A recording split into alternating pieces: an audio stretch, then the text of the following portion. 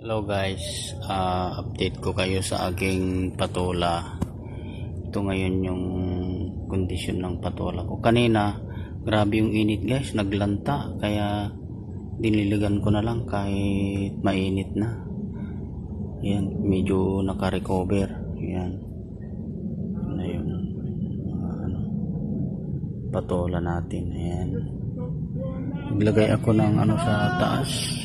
Cover ng init kasi grabe yung init guys, kaya yung nilalagay kong karton dito tinanggal ko na lang, takpan ko na lang ng ganyan yung dahon ng dates para hindi ganong mainitan.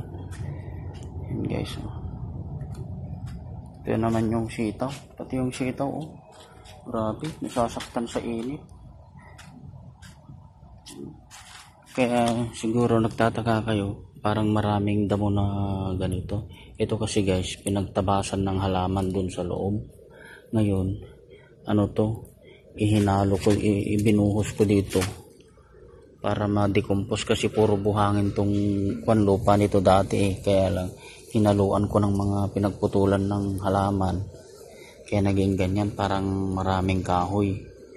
Pinagtabasan ito ng pinagtabasan ng ng halaman sa loob. Kaya hinalo ko dyan, hinukay ko sa ilalim. Kaya maraming sa ilalim maraming mga damo, halaman na naputol. Tinabunan ko na lang ng lupa para ma-decompose. Ito guys, pupunta tayo rito. Ayan tinakpan ko ng dahon ng dates para bukas pag mainit na naman hindi siya masaktan. Kasi grabe muna yung init dito guys, parang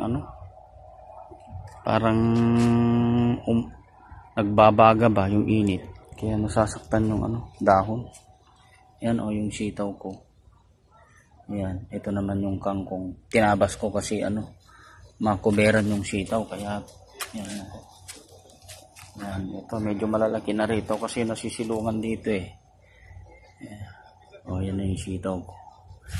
Tapos dito naglagay din ako ng harang dito, ayan yung dahon ng dates.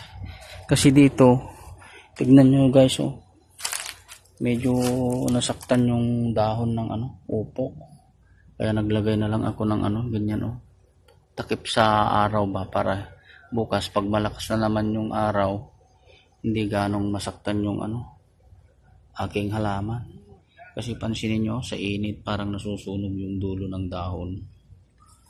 Kaya tinakpan ko na lang muna guys. Tapos ito yung ginawa ko kahapon na balag. Yan, lagyan ko na ng balag yung aking upo. Yan. Tapos dito naman yung kalabasa. Buti itong kalabasa okay siya medyo matibay-tibay ng konti rin sa parang sa patola, init. Ayan yung iba, yung naanuhan ng init, naglalanta. Ayan yung taas, yung tinakpan ko para hindi maano yung init.